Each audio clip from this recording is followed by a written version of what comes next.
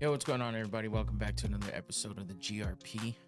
Back at it again on a Thursday and getting ready to finally go over a UFC fight card. It's been a few weeks and we've missed a hell out of it.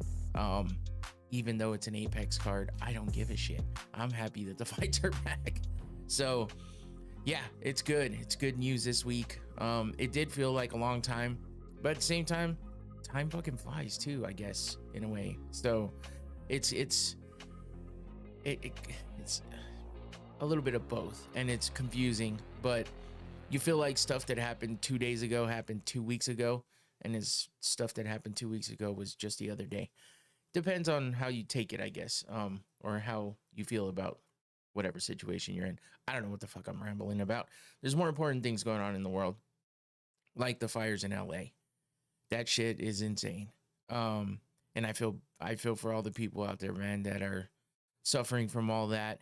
And, you know, just there's nothing good that can be said except just expressing that I'm thinking about it. I acknowledge it. I'm not blind to the world of what's happening. And you know, just seeing all the videos and shit, it's insane. It makes me just, I don't even know what I would do in that situation. And just watching people having to leave their houses and leave everything behind, it's messed up, man. It's messed up. Mother Nature can be a bitch sometimes, and regardless of what kind of conspiracy theories you got in your head or what you've been hearing, either way, the wind with the fire, it's just doing nothing but damage, and it's, you know, I don't think the death toll is very high, but I mean the damage and the loss of everything for people is very high. So yeah, I don't know. I just want to say something about that for a minute, just because, damn, I mean, it's everywhere. You see videos of it everywhere, and it's just insane, man. Just watching the devastation and the, you know, a place that everyone thinks is untouchable because there's, you know, they paid celebrities that are millionaires and billionaires, but real life hits them too. And this is one of the worst ways. You know, it's one thing to lose your money, and it's one thing to lose your fame, maybe, but to lose your entire house with all of any memory that you've ever had, like some of these people have lost, that's something that you got to have empathy for. Forget about all the stupid shit and just remember that if that was your house, what would you lose? Yeah, you may not be a millionaire, you may not be a celebrity, you may not be able to make up for it real quick, but you know, these people can't relive these memories that they might have something in their possession that, you know, meant something to them in a major way. So just, you know, think about that a little bit when you're talking shit, because we all talk shit about things, man. I get it. You know, everyone seems to think because they have money doesn't affect them like it would affect us, but it does. You can see the hurt and the pain in their eyes, and sometimes just outright. So, you know, have a little empathy, be a little bit more human. I know not a lot of us are care to worry about what happens to other people, but sometimes you got to take a step back and just think about it for a minute. Put yourself in their shoes.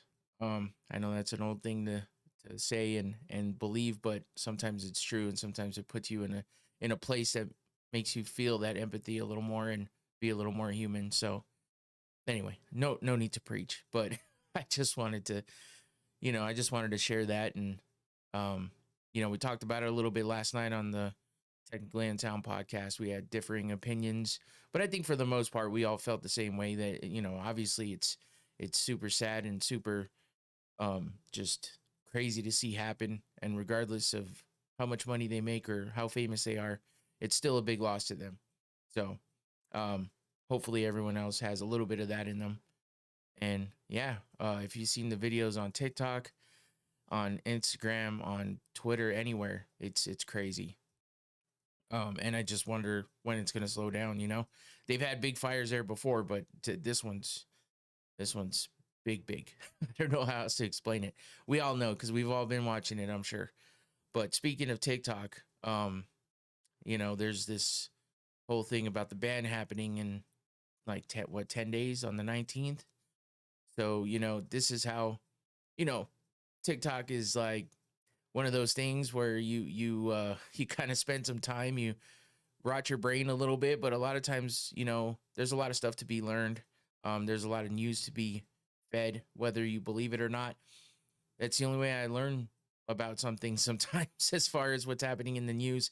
And I know that sounds ridiculous, but I do kind of shut myself off from all of it, because a lot of it's just negative. A lot of it is something that's just going to affect us in a bad way.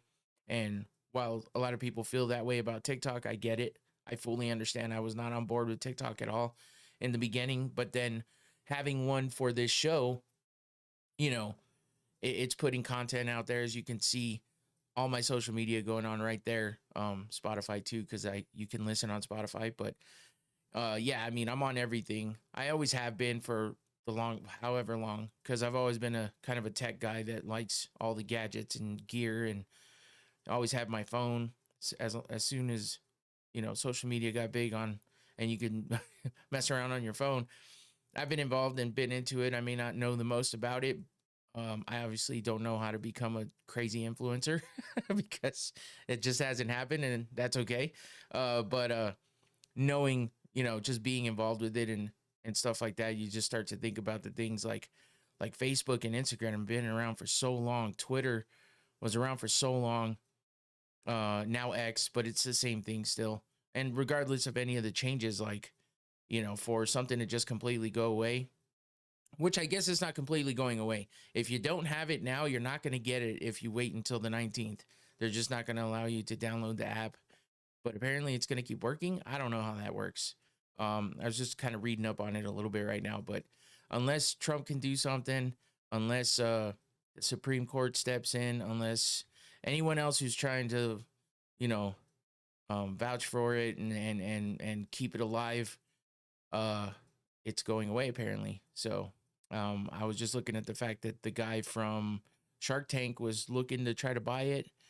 Who knows what's going to happen? But Kevin O'Leary from Shark Tank, if you know that show.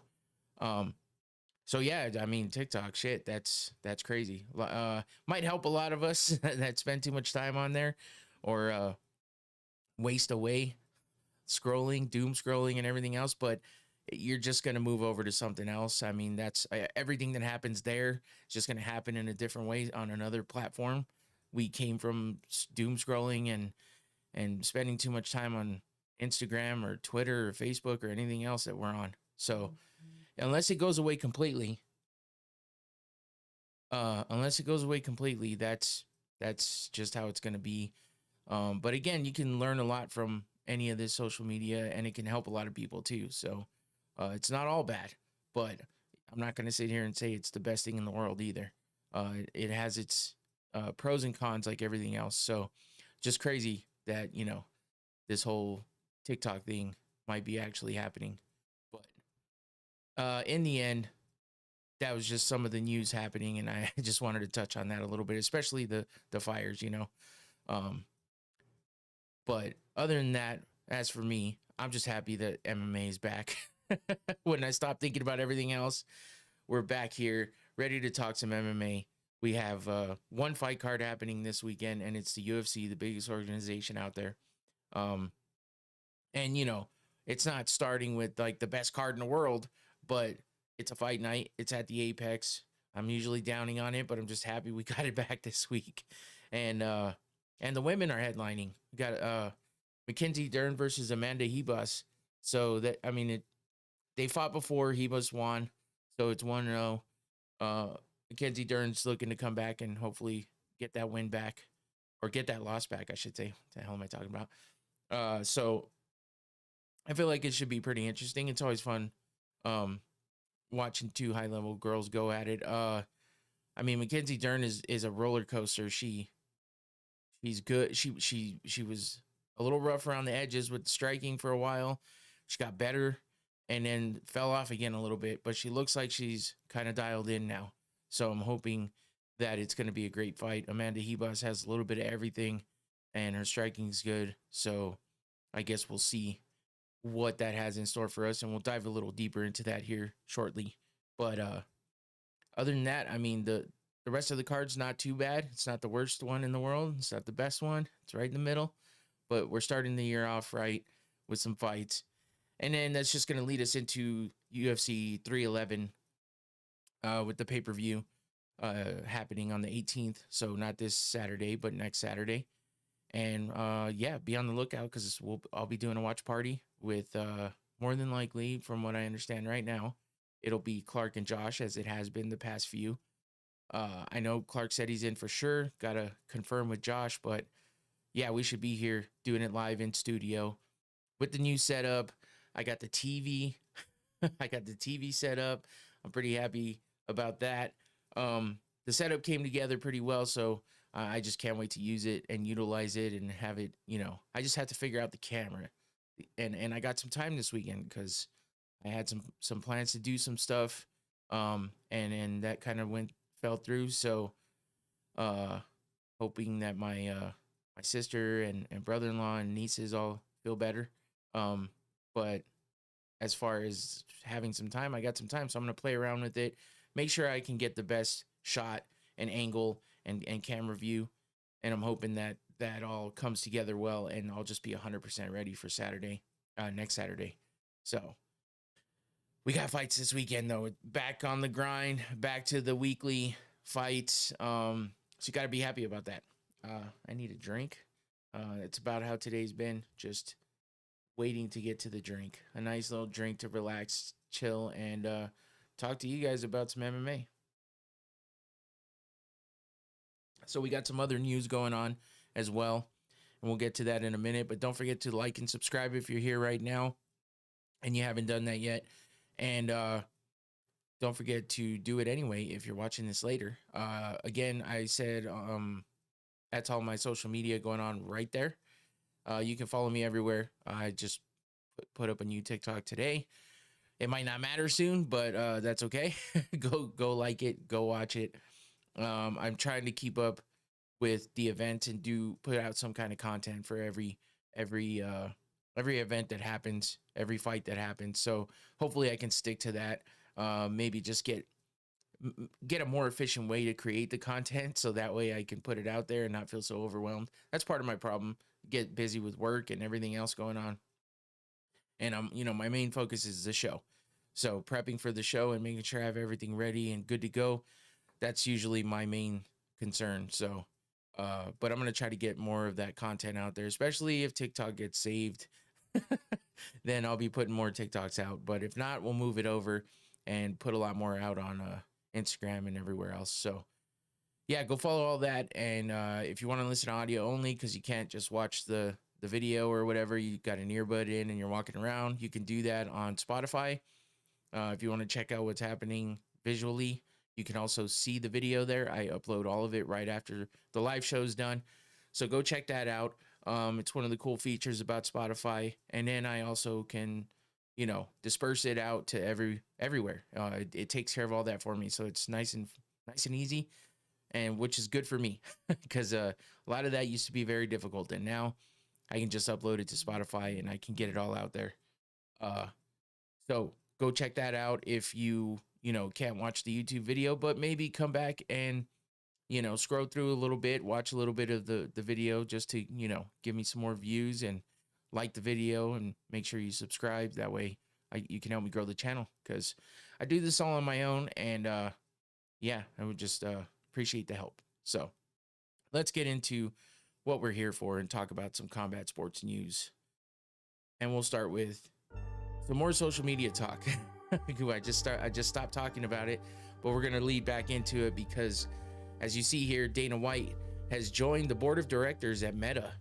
So the company that owns Facebook, Instagram, WhatsApp, the metaverse, it all, Mark Zuckerberg and his whole team now includes Dana White.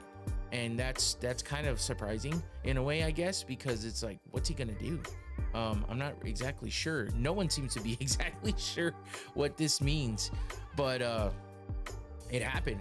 And I know, with politics and stuff, everyone's trying to keep up and trying to stick with what's happening so that they're on the right side of things, whether that means you're a flip-flopper or whatever. It is what it is. And Zuck likes to um, roll with the punches, I guess. The side that they usually land on didn't win, so sounds like he's changing his tune a little bit from the stuff I've seen and heard, which whatever, it is what it is. But so yeah, it seems like he's got a nice in to that side of the political spectrum with Dana White, because they've been kind of buddy for a while. You know, if you remember, Zuckerberg rented out the Apex and kind of had a personal or a private event of his own while millions watched on TV.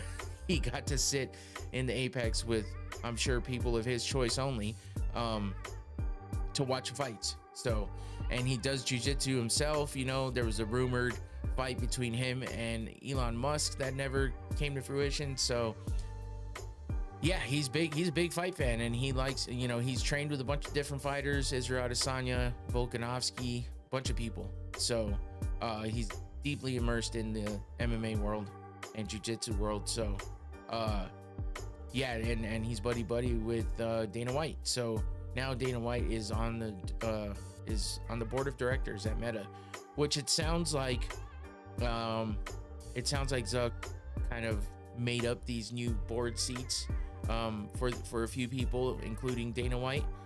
But it doesn't really say what they're gonna do. But you know, he himself said, "I'm excited to kick off the year with some news we've been working on for a while. Dana White, John Elkin, and Charlie Songhurst are joining Meta's board of directors. We have massive opportunities ahead in AI, wearables, and the future of social media, and our board will help us achieve our vision." Dana is the president of the and CEO of the UFC, and he has built it into one of the most valuable, fastest growing, and most popular sports enterprises in the world. I've admired him as an entrepreneur and his ability to build such a beloved brand. So, you know, with this TikTok thing happening too, you know, he's probably trying to stick his foot in there to, you know, take the place of, you know, where everything that he's a part of has kind of gone down a bit because of TikTok. And he's like, well, if TikTok's going away, let us step in and become, you know, the new and improved TikTok, still under the same names of Facebook and Instagram. So who knows? But he says they've been working on it for a while. So I guess we'll have to just wait and see what the hell's really going to happen here. Dana said, I've never been interested in joining a board of directors until I got the offer to join Meta's board. I'm a huge believer that social media and AI are the future. I am very excited to join the incredible team and learn more about the business from the inside. There's nothing I love more than building brands, and I look forward to helping take Meta to the next level. He is definitely the guy to get, I guess, because you've seen what he's done. Damn. You've seen what he's done with the UFC, building that brand into the multiple billions of dollars that company is worth. You know, and selling it for what he sold it for, it's crazy. And the mainstream popularity that it's in right now is he's been the man in the front of the camera at the press conferences. He's been the voice, the face, and everything else of the UFC, and has gotten it to where it is. And I don't know if the UFC would be the same without Dana White, but with all these other extra things that he's doing, who knows how long he's going to be around. He says, you know, he doesn't have plans to leave yet, but you know, the rumors continue to circulate as they have since the company got sold, and it's just yet to be seen as to whether he'll step back. I mean, he's stepped back a little bit, but really not that much. We still hear from him all the time, even through his very public ordeal that he went through with his wife a few years back, and everything else that's happened. He continues to be the face and the voice of the UFC. So when that will slow down, no one really knows, but it doesn't look like it's going to be anytime real soon. So I guess we'll see what he has in store and what they're going to do with Meta, because, you know, they're talking about all the AI and the social media stuff. So this might open a door for something crazy. I mean, I've already seen some stuff with AI and virtual reality and everything else with where you can basically seemingly be in the cage with the fighters. Maybe this will take having the refs with cameras on in the cage, like in other organizations, like Pride used to have it. Was it Pride? I think so. Ryzen, I think, has it or had it. A few other organizations out there had their refs with cameras on, so you could see from their POV. With the meta glasses, maybe they make them wear those. That would be pretty dope, actually. You can hear some conversations. You can. I don't know if you've seen videos from people wearing those meta glasses, but I mean, it's legit. So maybe that's a thing. They'll have them wear those glasses. That might be the easiest way. I don't know if anybody's thought of that or said that, but I was just thinking it right now. Like, damn, that would be pretty insane. And it might work. Might work out well. So go check out some videos of shot from the meta glasses if you haven't seen them already.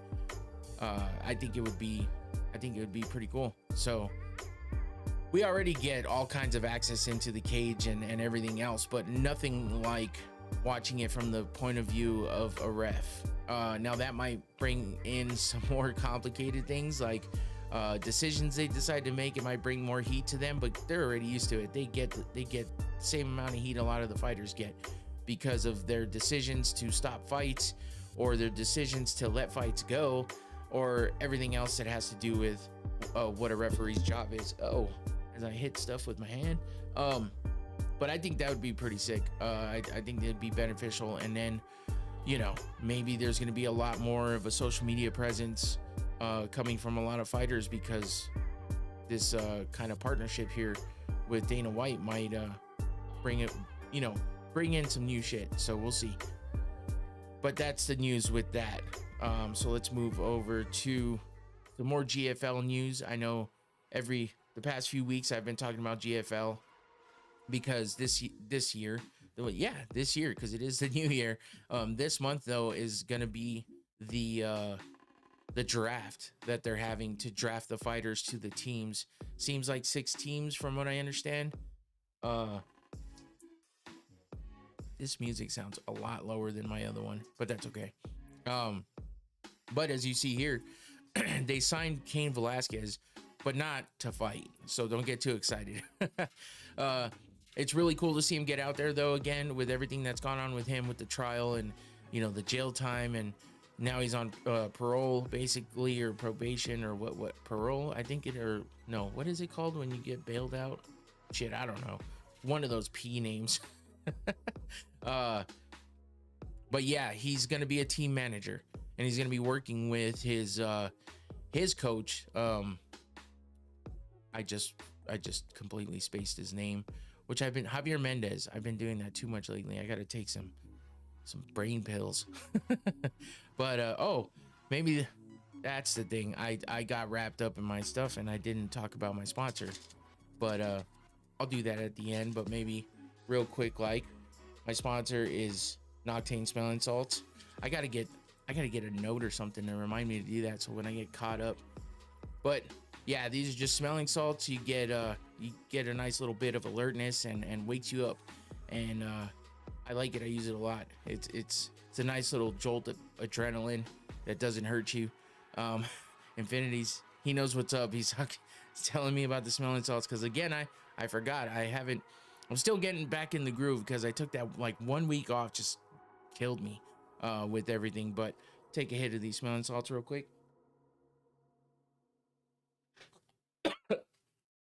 Ooh, that was a good one.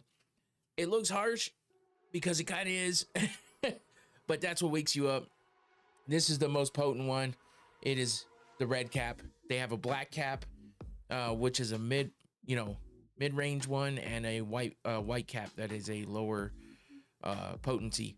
So I will put up that QR code in a bit, and you can follow that and get yourself a bottle if you're interested. So thank you to Noctane for the sponsorship. I got to get better at remembering in the beginning where I usually put it.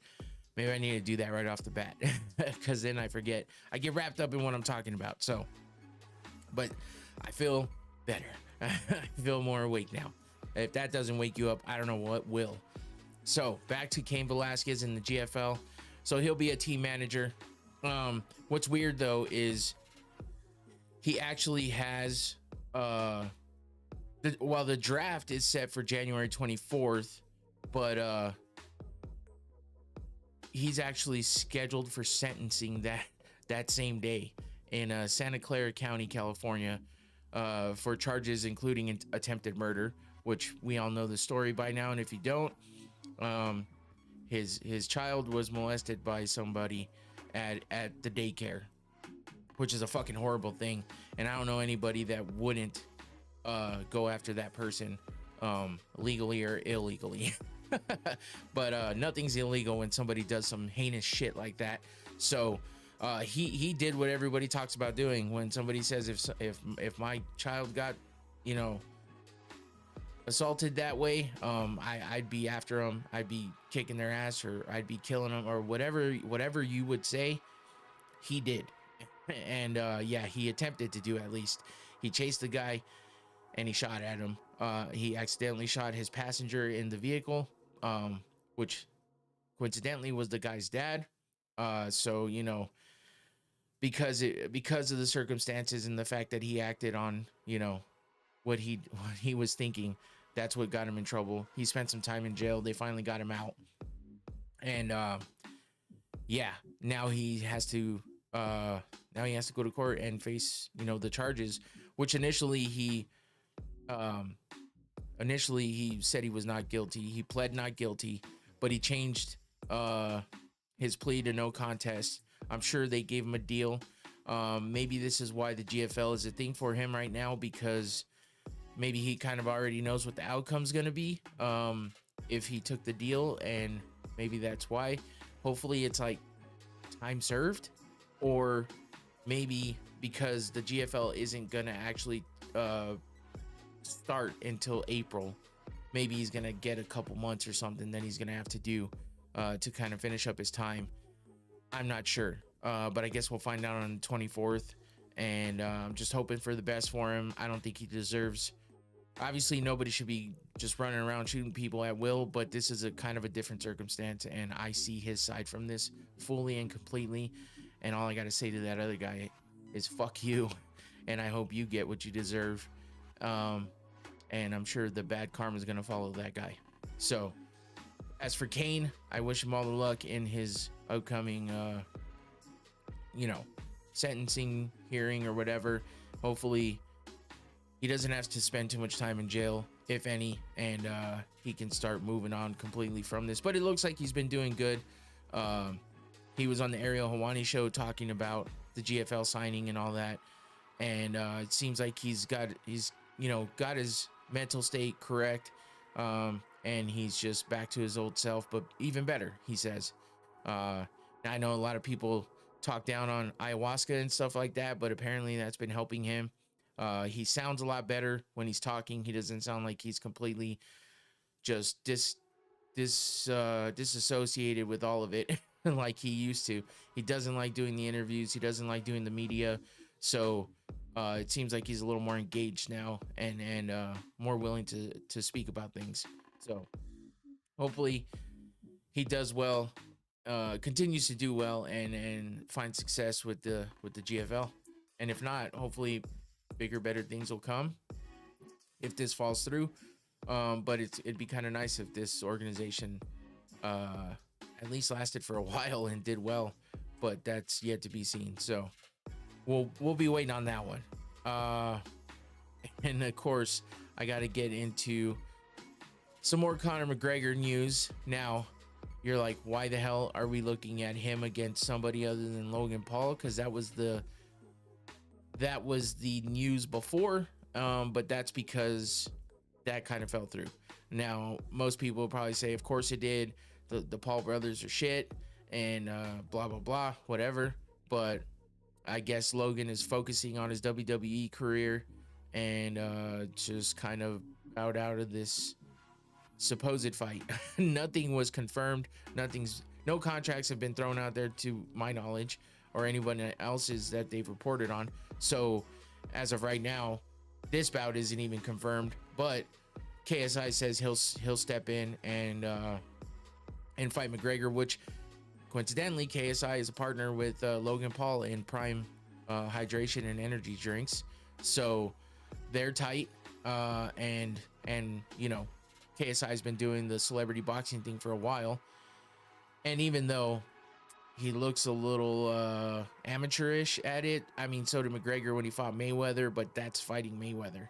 Regardless of anything, McGregor is a true combat fighter, and he's good at striking. That's what he's known for. So we just haven't seen him fighting so damn long. We don't even know what he's capable of anymore with all the drinking and drugs and everything else he's been involved with. We don't know where he stands.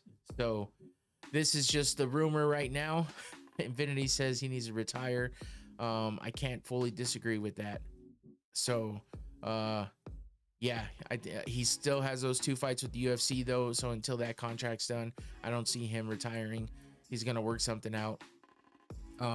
It's just a little weird because I talked about last time that, you know, the Logan Paul fight would be easy to make because they're both under the TKO banner, with the WWE and the UFC being owned by TKO, and they could get that contract done fairly easily, I think.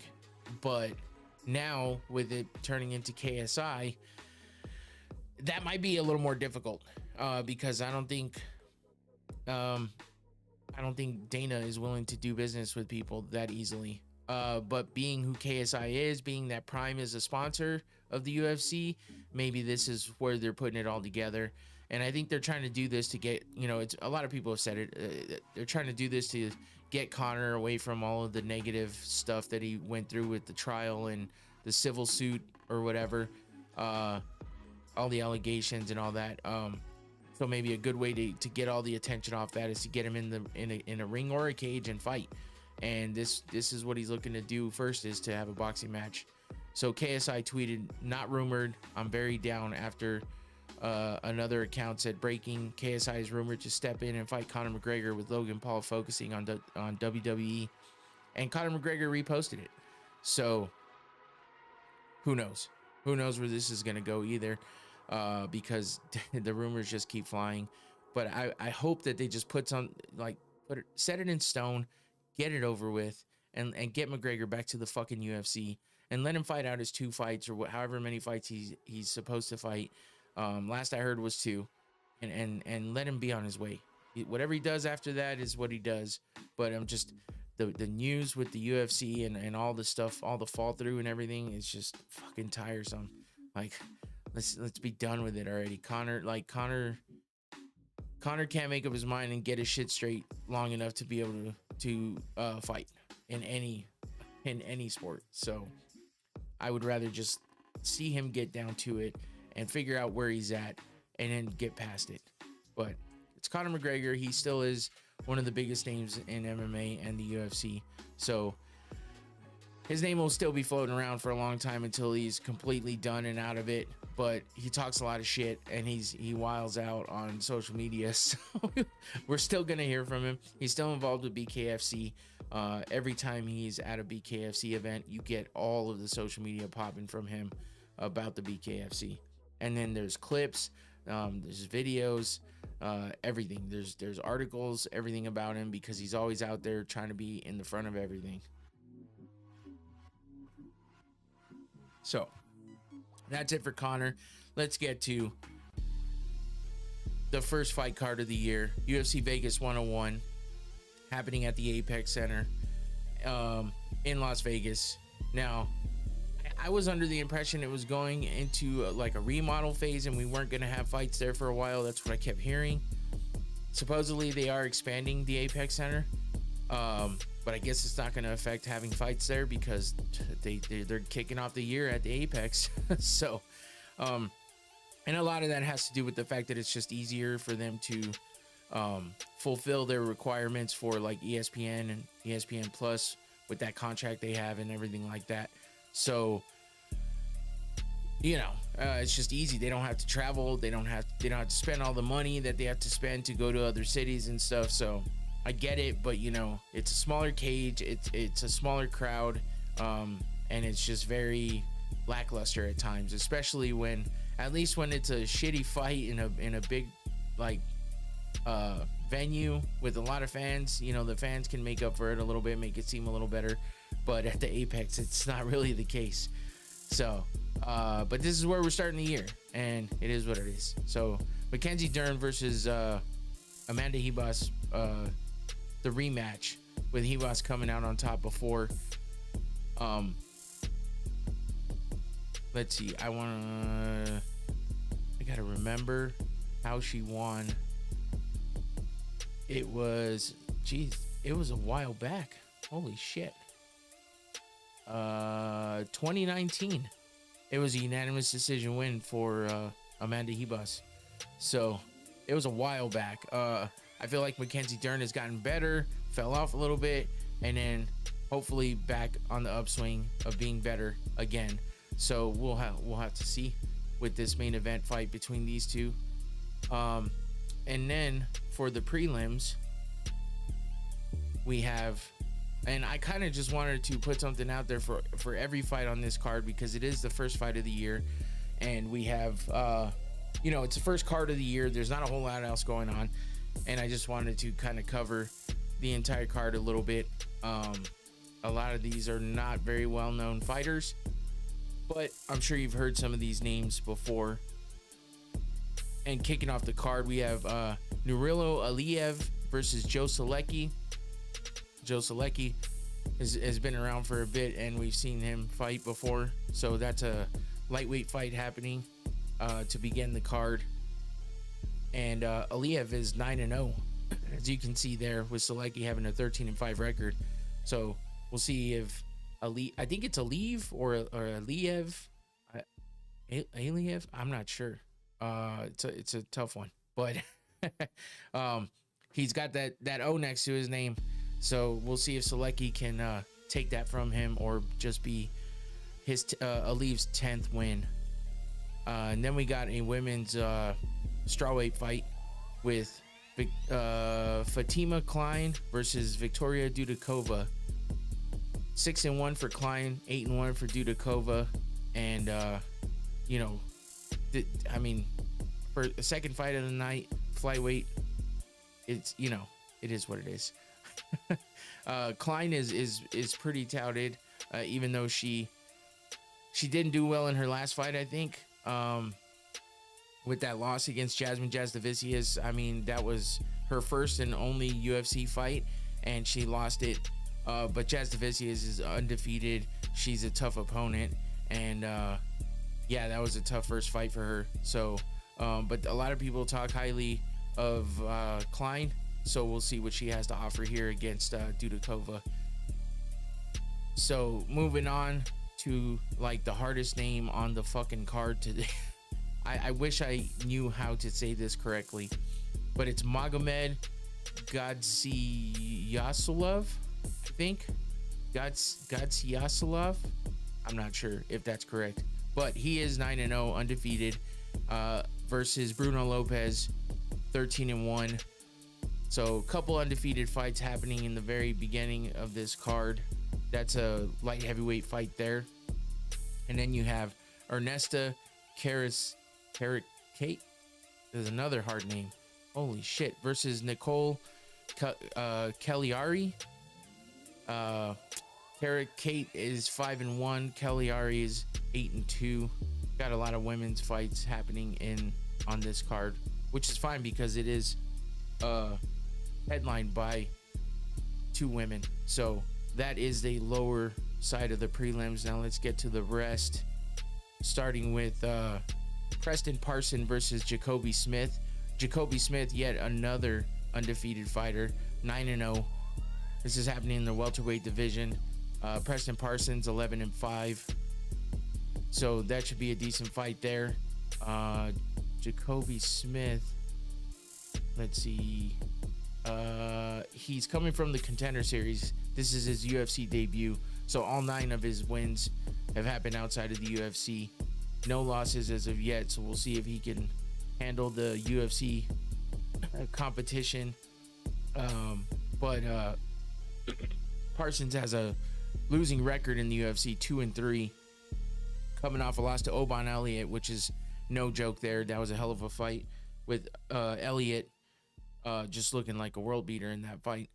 At UFC 304, that was an impressive win there for him. So it's going to be a tough one coming into the UFC with an undefeated record, fighting an opponent of that caliber. But moving on to Ihor Pretoria. Oh, I'm sorry. Trey Ogden versus Thiago Moises. I'm skipping over here. Thiago Moises is 18-8. Ogden 18-6. Similar records there. Happening in the lightweight division. I've seen both of these guys fight. We got Moises coming off of a loss to Ludovic Klein back in June of last year. He's 7-6 in the UFC. And then you got Trey Ogden, who I believe fought not too long ago. He's 3-2 in the UFC. He's on a 2-fight winning streak with wins over Kurt Holobaugh and Loik Radziboyev, which was in July of last year. So, yeah, I mean, it's been about 6 months. But coming back to extend that winning streak there, at least looking to. So that brings us to Marco Tulio versus Ihor Pretoria. Pretoria's looked pretty good in the past. This is a middleweight fight at 185. Tulio 12-1, Pretoria 20-7. I'm mixing up my numbers here. We got Tulio coming off the Contender Series. He actually has 2 wins in the Contender Series, so the rare 2 fights in Contender Series before getting into the UFC. And he is on 8 fight win streak outside of the UFC. So pretty good win streak coming in there for him, with coming off those 2 wins as well from the Contender Series. And Pretoria is coming off a 2-fight losing streak with losses against Michel Pereira, and with that nasty standing guillotine choke he had in the first round at UFC 301, and then a loss to Cesar Almeida, who I believe is fighting on this card as well. That was his last fight. Unanimous decision win there. Unanimous decision loss for Pretoria against Almeida at UFC 307 in October of last year. So we'll see what that fight has. I feel like it should be a pretty good one, I think. And that brings us to the last prelim card, or last prelim fight last fight on the prelims. We got Jose Johnson versus Felipe Buenes. I'm not sure which way that is said, but 16-9 for Johnson, 13-7 for Buenes, I think it is. This is a flyweight fight at 125.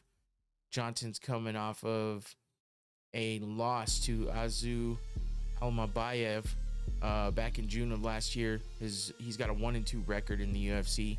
Not great, so he's looking to turn that around a little bit.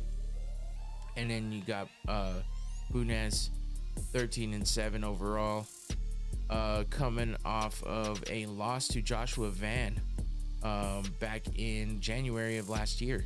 So been a minute for him since he fought, but looking to get back in that win column. He is 0-1 in the UFC, so this is only his second fight in the UFC. So we'll see what that featured prelim fight has. Kopylov getting it done. Shit.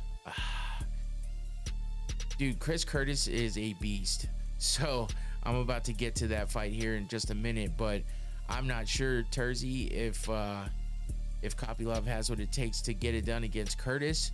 Kind of feel like it's a good one for Kopylov, but it's going to be a battle regardless. So I don't know, man. I'm a little back and forth on that one. As I spill a little of my drink, let's move into that main card, starting with Punahele Soriano versus Austin Bahi, or I'm sorry, I'm getting ahead of myself. Uros Medic in the welterweight division. Puna, pretty fun fighter to watch, actually. 32 years old, 10-4 overall. Take your time. I'm just hopping back and forth watching the Penn State Notre Dame NCAA game right now. Hey, speaking of, Notre Dame hitting those smelling salts before hitting the field. That was pretty dope. I like seeing that just because I'm sponsored by a smelling salt company and I like doing them. So saw the video online earlier today or a little while ago. It was pretty cool watching that. But 10:10 now on ESPN. Not sure if you have it on. I don't have it on. That would be super distracting. But it takes a lot for me not to turn stuff like that on because I now have this TV up here. So if you see me looking up a bunch, it's because I probably have something on. But yeah, I'm not that big into college football, honestly. But this year I've been, I don't know. I guess I've been hearing a lot more about it, so I've been a little interested. Yeah, I just don't get involved too much. I'll watch it if it's on. I'll put it on if there's nothing else on and I realize that there's a game on. I don't go out of my way for it though. MMA is the only thing I really go out of my way for the most part. Just can't keep up with everything. I wear a Braves hat all the time. I'm a huge Braves fan. It's hard for me to keep up with all those baseball games though, because that's a lot. But watching sports is fun regardless. So well, we got Soriano versus Medic here. Like I said, 10-4 overall, 4-4 in the UFC for Punahele. 6-1 by KO TKO, 2-1 in subs, 2-2 by decision, coming off a win. Let's see, a win over Miguel Baeza by unanimous decision back in June. And then we have Euros Medic, 10-2 overall, 4-2 in the UFC. 8-0 by KO TKO, so there you go with that. That's a good stat there for him. 2-2 by sub, and hasn't gone the distance with anybody. No wins or losses in the decision column, and he's coming off a win himself. He's a bad motherfucker, I will say that. Like I said, Punahele Soriano is a fun guy to watch fight, but Medic is coming off a win over Tim the Dirty Bird Means back in April of last year. Round 1, TKO win for him by uppercut. So this should be a fun fight. I feel like both these guys will get in there and really throw down. So it should be a good one to start off the main card. I over here talking about it and I didn't even press the button to show, but there's that uppercut there at the bottom picture for Medic in his last fight. And then there's one of the big punches coming out of Punahele Soriano and the top one. So moving on to the next fight, Christian Rodriguez, C-Rod versus Austin Bashi. This should be a damn good fight too, actually. Both these guys are fun to watch. C-Rod has been kind of up and down, but rumors swirling around that the UFC could switch locations for the fights next week due to the fires. Oh yeah, for the pay-per-view. That's right, because that's supposed to happen in the Intuit Dome in LA. And yeah, they might have to move that considering the craziness with the fires. Thanks to Marty Party in the chat for bringing that up, because I kind of forgot about that. Talked about the fires a little bit earlier. But yeah, I kind of forgot that that's where that UFC pay-per-view is happening for 311 next weekend. So yeah, we'll have to wait and see what happens with that. Be kind of crazy to have to change venues at the last minute. I mean, I think the UFC's had to do it before, but not necessarily a typical thing for them. Marty Party says Intuit Dome has canceled concerts and Clippers games, I think. Yeah, I mean, I kind of think what did I hear about earlier? Oh, the one of the football games for this weekend got moved. But I don't think it was happening in that venue. But maybe it was. I don't remember. But I did see that earlier. So yeah, some stuff is obviously going to be moved around. I'm just wondering what kind of the NFL game was at SoFi nearby. Okay, so it was at SoFi. Thanks, Jemiah Superfan. Appreciate that. Welcome back. Yeah, so I mean, some shit's gonna happen. What's that gonna do to attendance as well? You know what I mean? Like a lot of people living in that area are gonna be more worried about what they're gonna do with what's happening over there with the fires and stuff. So I mean, it's gonna be interesting to find out how this affects everything. Obviously, everybody being safe and getting to safety and stuff like that is way more important than all of this. But I mean, the show's gonna go on, And does San Diego have an arena? I'm not sure actually, but I thought I heard something about San Diego kind of being in jeopardy. But I might be wrong on that one. Imagine they go to Phoenix or Vegas or Phoenix. Yeah, I mean Vegas would be the easiest because that's where they. I mean that's their home base, so that'd be the easiest change of venue for them. Depending, it would just the fighters would be more out of line with needing to travel there instead of California, but it's not that far. I highly doubt they would come to Phoenix without being, without it being like an absolute like last resort, probably. Just please don't go. See, and Terzi just said it, and I was just thinking it too. I'm like, the absolute easiest thing for them to do would be to go to the Apex, which would absolutely suck.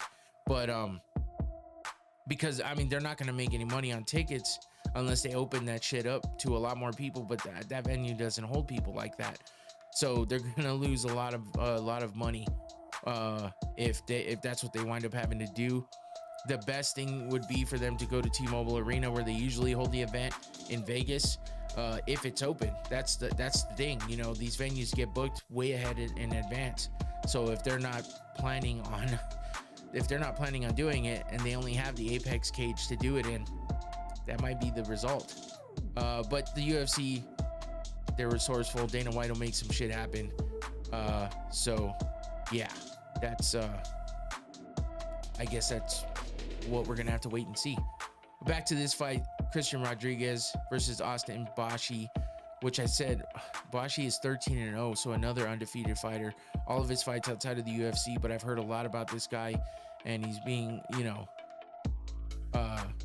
brought up quite a bit by a lot of people, saying that he's got what it takes to be great in the UFC. So I guess we'll see how he does against C-Rod. That's a hell of a first fight for him in the UFC.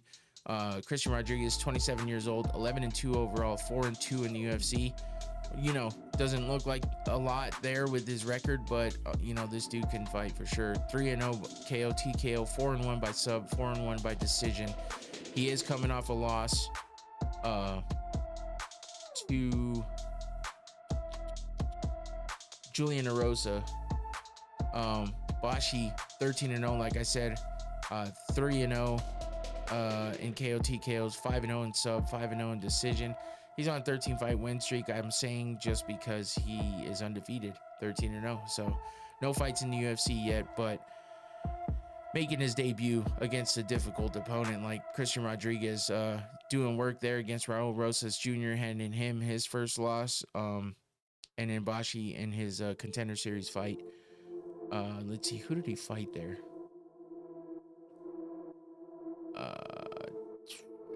Dorian Ramos. Okay, he looked like someone else. That was in September of last year, so hasn't fought in a few months, but looked good in his Contender Series fight, and undefeated fighter coming in making his debut. So that's always fun to see how they're gonna fight under the lights at the big show. So I guess we'll have to wait and see in the main event there. That is a featherweight fight at 145. So moving on to what Terzi was talking about, Chris Curtis versus Roman Kopylov in a middleweight fight. And like I said earlier, Chris Curtis is, man, that dude, yeah, he's like one of those fighters that you would think he would have a lot better record and would be kind of moving up. I mean, he's only had 8 fights in the UFC. He's had a lot of fights, a lot of total fights, 31-11. It's a lot of fights. He is 37 years old though, and he just struggles sometimes. But at other times, like against Joaquin Buckley, he looks like a fucking gangster. So you never know what you're gonna get with Chris Curtis, but he trains with Sean Strickland, former middleweight champion or welterweight champion, middleweight. Yeah, he trains with Sean Strickland. He's like one of his best friends. So it's kind of crazy because he's a totally different kind of guy. But I mean, yeah, he's 5-3 in the UFC, 15-1 by KO TKO, 3-1 by sub, 13-9 by decision. So most of the time you're getting a KO TKO or a decision out of him. Not a lot of subs there. Coming off a loss to Brendan Allen. No joke. Big opponent there. He's been looking good lately. So that was a split decision loss as well. Before that, he beat Marc-Andre Barrio by split decision as well. So, you know, Chris Curtis, one of those guys you got to watch out for. He could come out ready to bang and finish somebody early, or he could come out looking sloppy, get frustrated, and make it a long night to watch him get beat. You never know with him. Roman Kopylov, though, 32 years old, 13-3 overall, 5-3 in the UFC as well. 11-0 by KO TKO, so that's interesting. Chris Curtis with 15 KO TKO wins. Roman Kopylov never lost by KO TKO. So if they bang it out on the feet, man, that could be interesting and fun. 0-2 by submission. So yeah, he's never won by submission. Chris Curtis has, not by much though. And then 2-1 by decision. So Kopylov's fights stay on the feet if you look at the stats. He is coming off a win over Cesar Almeida back in June of last year. Split decision win for him though there. Before that, he lost to Anthony Hernandez by rear naked choke. And in the fight before that, he had a performance of the night bonus against Josh Freemed with a punch to the liver in round 2 back in September of 2023. He was on a 4-fight win streak for that. Before that one lost to Anthony Hernandez. So like I said, this could be a really fun fight. I feel like it's going to be interesting. You could see Chris Curtis doing work against Joaquin Buckley there. And then you got Kopylov. I'm not exactly sure who he's fighting in that picture, honestly. Yeah. But this could be a fun one. I'm pretty sure it's going to stay on the feet, which is going to make it more fun. So yeah, it should be a good one there. Moving on to, speaking of Cesar Almeida, who I just said Kopylov beat in his last fight. He's fighting Abdul Razak Al Hassan. So Almeida's 36 years old, 6-1 overall, 2-1 in the UFC. Never lost by KO TKO, 4 wins there. No wins or losses by submission. 2-1 by decision, and he's coming off a win. So yeah, Kopylov's wasn't his last fight. Poteria was. That's right. Kopylov was the one before that. But Poteria is fighting on this card as well, so that's what I got mixed up with. I mentioned Almeida earlier twice because of his 2 opponents that he previously fought. Kopylov was a split decision loss. Ihor Poteria was a unanimous decision win. That was back in October. So he's fighting Abdul Razak Al Hassan, 39 years old, 12-6 overall, 6-6 in the UFC. 12-1 by KO TKO, 0-1 by sub, 0-4 by decision. So if this man is not winning by KO TKO, that means he's not winning.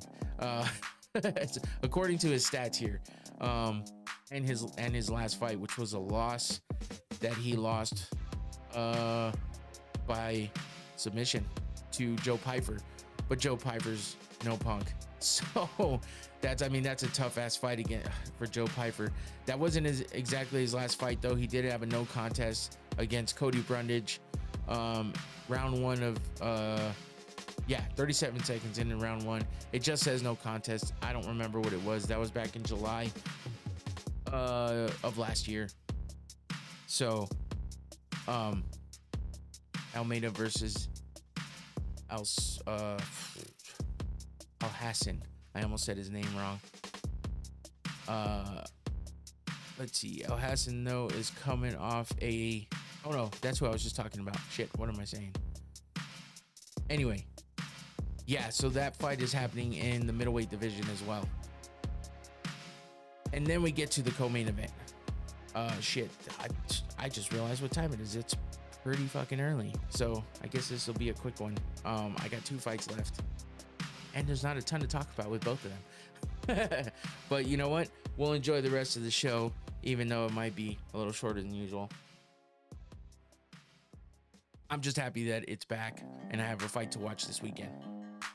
So moving on to the co-main event, we have Santiago Ponzinibbio versus Carlston Harris. Ponzinibbio, 38 years old, 29-8 overall, 11-7 in the UFC, 16-4 by KO TKO, 6-0 by sub, 7-4 by decision. He's on a 2-fight losing streak though, and those 2 fights were losses to Muslim Salikov by split decision and Kevin Holland by TKO left hook back in April of 2023. He only fought once last year. That was July against Salikov that he lost. Before that, he had a win over Alex Morono by TKO in the 3rd round. That was a performance of the night bonus for him. So he's got a little bit of a kind of a streak here going. He had a few wins in a row, a nice win streak going on there for a little bit. And then he lost 1, won 1, lost 2, won 1, lost 2. So if he follows that same pattern, he might be winning this one. But you never know, because he just seems to be a lot of up and down for him.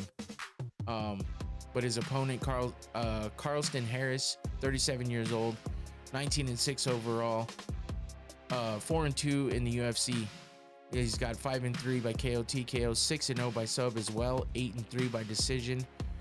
He is coming off a loss to both these guys are 6-0 by submission, so that's interesting. Not a ton of submission wins or losses there, but you know, they both have the same record. It's kind of weird. Ponzinibbio has that has the advantage in the KO TKO wins with 16. That's a lot. He's lost one more time than Harris, but I mean, if you're looking at this, it's more than likely going to be a stand-up fight, but you never know what you're going to get. Carlston Harris, his last fight was a loss against Chaos Williams, right hook in the 1st round back in May of last year. So he hasn't fought in a little while. Before that, he was on a 2-fight win streak with wins over Jeremiah Wells and Jared Gordon.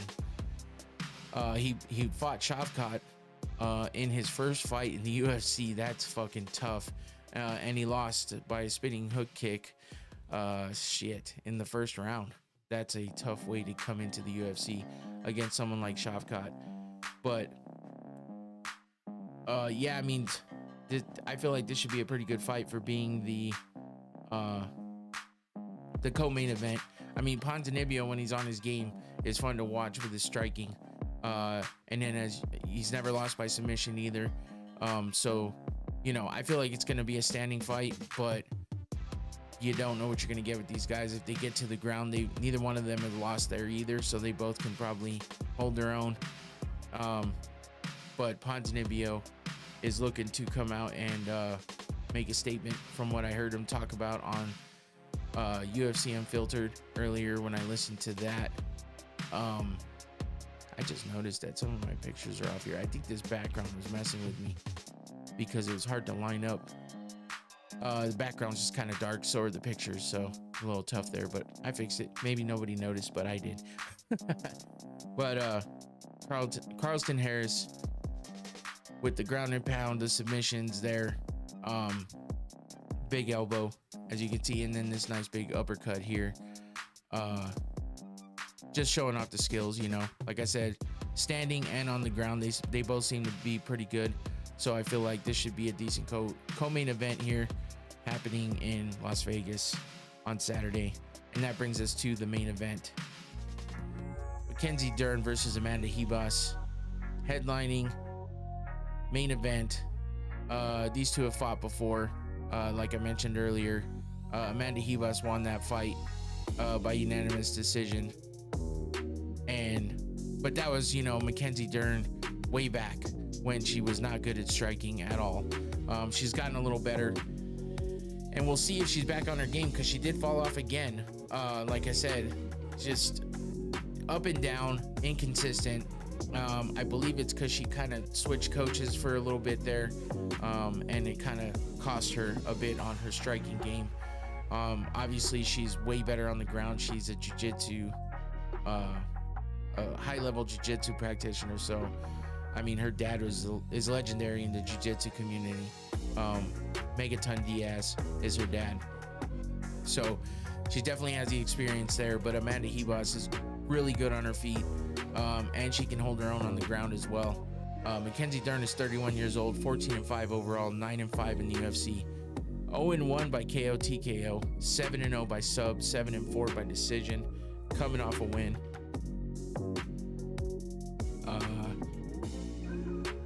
Oh shit, I screwed that up. She is coming off a loss. Nope, that's grappling. That's right. Okay, so she's coming off a win over Lupi Godinez back in August of last year. That grappling messed me up. I was like, I don't recognize that name, so I don't know who the hell that was. But that was in the CJI Craig Jones Invitational back in August. That she lost by submission there, which is crazy because she has not lost by submission in the UFC. So hopefully that doesn't hurt her confidence when she gets to the ground. I doubt it. She's been doing jiu-jitsu her whole life, so I'm pretty sure it's not going to bother her one bit. We're still going to see high-level jiu-jitsu on the ground. I'm just waiting to see what her striking is going to look like, because that's one of the things that she's struggled with a lot. As you can see, she has no wins in that category. So, yeah, I guess we'll see how she comes out. She looked like she's ready to fight, and everything I've seen leading up. We'll see how she looks in the weigh-ins, because that's when you really get to see the struggle and the demeanor of a fighter. Sometimes you can kind of tell from that whether they're going to come out ready to go. A lot can happen in 24 hours though, so sometimes the way they look when they weigh in is not the way they're going to look when they get to the fight. But you know, the rehydration process and all that can make or break a fighter. So you just never know. And Mackenzie Dern has had issues with her weight in the past, but not recently. But she never looks 100% when she's out there after a weight cut, but she has looked a lot better recently. So yeah, Amanda Ribas is her opponent, who has beat Mackenzie Dern before, way back in the day, like I mentioned. 13-5 overall, 7-4 in the UFC, 4-3 by KO TKO, 4-0 by submission, or 4-0 in the submission column. So she's never been beat on the ground either, which could make for an interesting jiu-jitsu match here if it gets to the ground.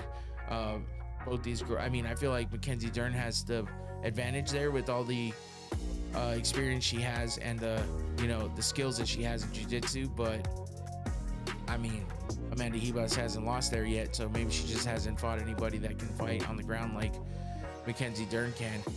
But then again, she beat Mackenzie Dern before, so it might not be an issue. It's yet to be seen, obviously, because it's years later and they're fighting again. So she's 5-2 by decision, coming off a loss to Rose Namajunas, where she seemed to have done well. Actually, a lot of people thought maybe she did win that fight, but before that, she had a big knockout win over Luana Pinheiro with the spinning wheel kick.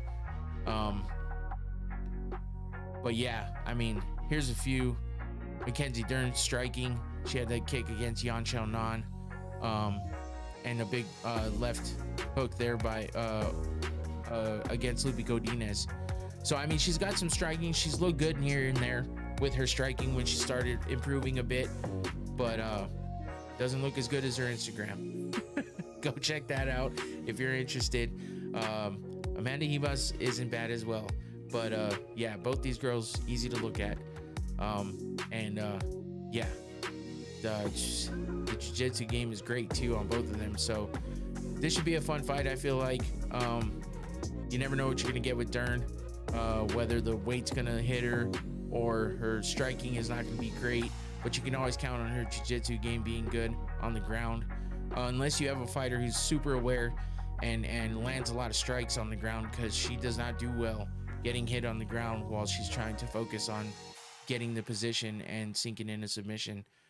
But that's part of MMA, right? You got to put it all together. You got to be good at all of it, and you got to be able to defend as well as be on the offensive as well. So you're not only defending against other jiu-jitsu, you're defending against striking. So it makes a big difference. And Mackenzie Dern has fought in enough fights to know that it's just a matter of what game plan she has and if she sticks to it, if it's a good one. But here's some striking from Ribas with that big body kick against Rose Namajunas. Like I said, a lot of people thought that she won that fight against Rose. Rose didn't look bad, but she didn't look like herself at her best. But she did get the win.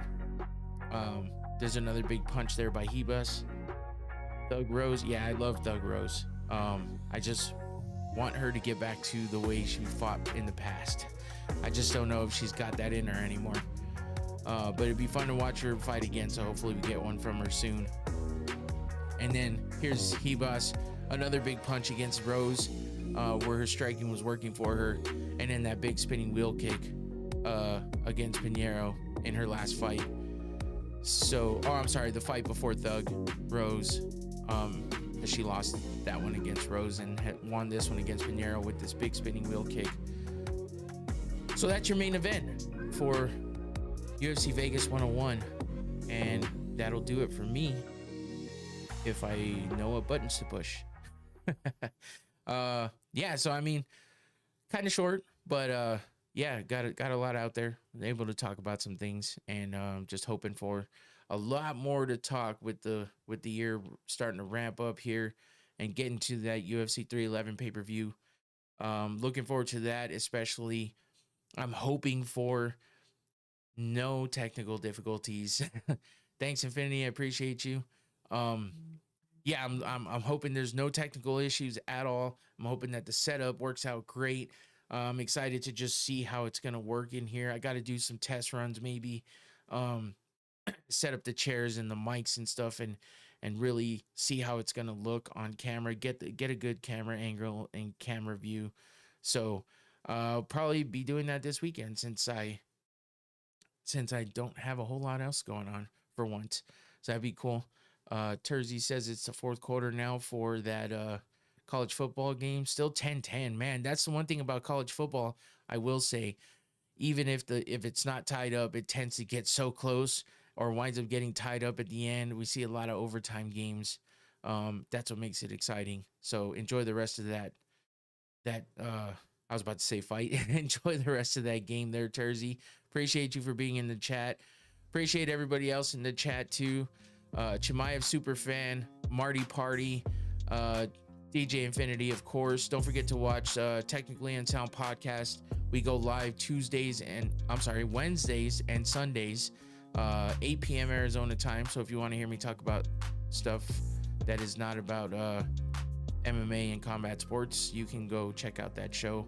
Just go to technicallyunsound.com. It'll take you to our YouTube page. You can subscribe and like some videos, check it out, and join us next time we're live. And then don't forget to come back here every Thursday, 7 p.m. Arizona time, so we could talk everything about fighting and anything else happening around the combat sports world. So that's it for me. Don't forget to check out all my social media, and actually I just remembered there's that QR code for my sponsor. Thank you to Noctane Smelling Salts, my sponsor for the show. Always appreciate it. Check these out. They're fun, they're good, they help out a lot with alertness and give you a nice little adrenaline rush. It'll wake you up, and that's what I used it for here on the show today. So go check it out. Hit that QR code, go to their website. It's a good one, and order yourself a bottle. Check it out. Start slow if you want to with the white cap, or go to the medium, but be careful with that red cap because it's really potent. That's what I use. So yeah, that's it for me. Thanks again, everybody, for the support. Thank you to everybody in the chat. We'll see you next week for the recap of this fight this weekend and a preview of UFC 311. Take it easy. Have a good night. Oh, I almost forgot to stop that. And yeah, we're wishing everybody well in LA. Hopefully the fires let up for you out there. Give everybody a break and try to let everybody put back the pieces that have been lost. So that's it for me. I'm out of here. Take it easy. Peace.